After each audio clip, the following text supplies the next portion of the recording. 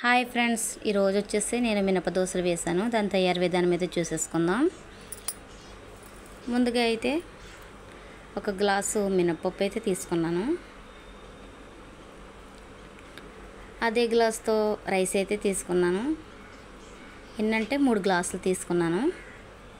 ఒక గ్లాసు మినపప్పుకి 3 గ్లాసుల రైస్ అయితే తీసుకున్నాను.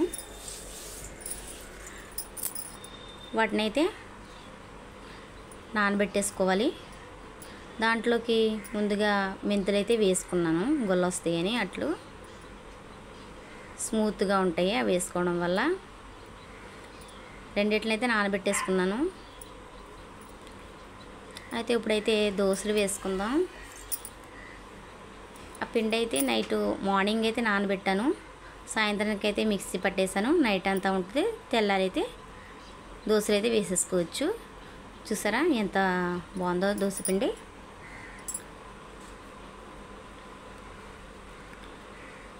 దాంట్లోకి అయితే సరిపడా సాల్ట్ అయితే వేసేసుకుందాం. దోశ వేసుకోవడానికి సాల్ట్ కూడా వేసుకుని బాగా తిప్పేసుకుందాం. అలా పలుచగా ఉండాలి దోశ పిండి, అప్పుడు దోశ పర్ఫెక్ట్గా వచ్చిద్ది, హోటల్ టైప్లో వచ్చిద్ది. ముందుకైతే పొయ్యి వెలిగించుకుందాం. దానిపైన ప్యాన్ పెట్టేసుకుందాం.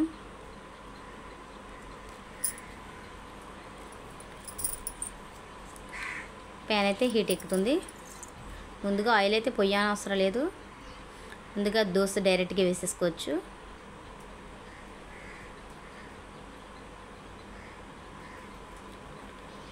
దోశ వేసుకోవడం అయితే కంప్లీట్ అయిపోయింది. దాంట్లోకి లైట్గా ఆయిల్ అయితే పోసుకుందాం.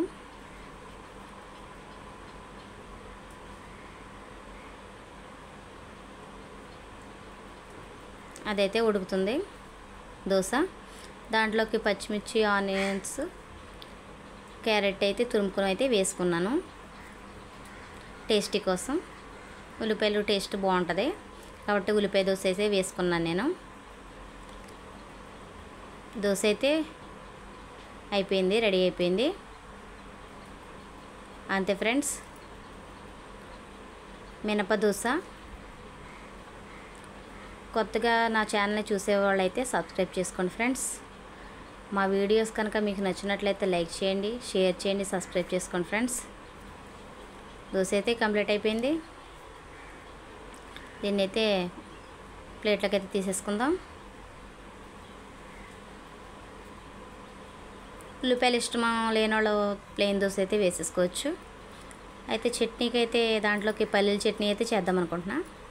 దానికి 1 కప్పు వేరుశెనగ గింజలు అయితే తీసుకున్నాను.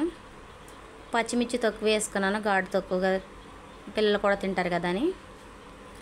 ముందుగా అయితే పల్లీలు అయితే వేయించేసుకుందాం. పల్లీలను అయితే ఫ్రై చేద్దాం, వేపుకోవాలి. గట్టితో తిప్పుతుండాలి, మాడిపోతే. వేరుశెనగ గింజలు అయితే ఫ్రై అయిపోయినాయి.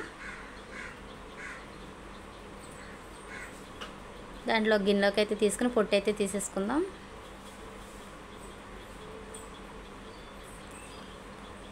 అదే గిన్నెలో పచ్చిమిర్చి కూడా వేయించేసుకుందాం. లైట్గా ఆయిల్ అయితే పోసుకుందాం.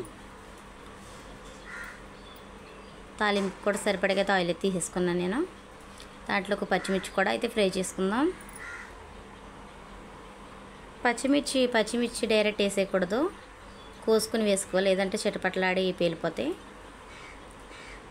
ఇవి కూడా అయితే ఫ్రై అయిపోయినాయి. ముందుగా పొట్టు తీసి పెట్టుకున్న పల్లీలను అయితే మిక్సీ జార్లో వేసుకొని దాంట్లో సరిపడగా సాల్ట్ అయితే వేసుకొని మిక్సీ అయితే పట్టుకుందాం. మిక్సీ అయితే పట్టేసుకున్నాం.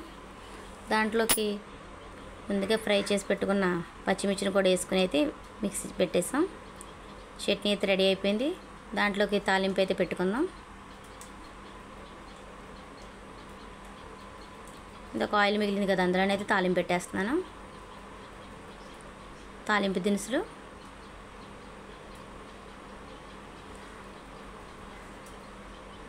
అంటే పచ్చెనపప్పు, మినపప్పు అన్నమాట. కరివేపాకు, ఎండుమిర్చి ఇవైతే వేసుకుని పోపు అయితే పెట్టుకుంటున్నాను. తాలింపు అయితే రెడీ అయిపోయింది. పచ్చట్లు అయితే వేసేసుకున్నా. అంతే, దోశల్లోకి చట్నీ అయితే రెడీ అయిపోయింది. ఈ పల్లీల చట్నీ అయితే చాలా టేస్టీగా అయితే ఉంటుంది దోశల్లోకి. చూసారా దోశలు అయితే ఎంత స్పాంజీగా వచ్చినాయో. అంతే ఫ్రెండ్స్, థ్యాంక్స్ ఫర్ వాచింగ్.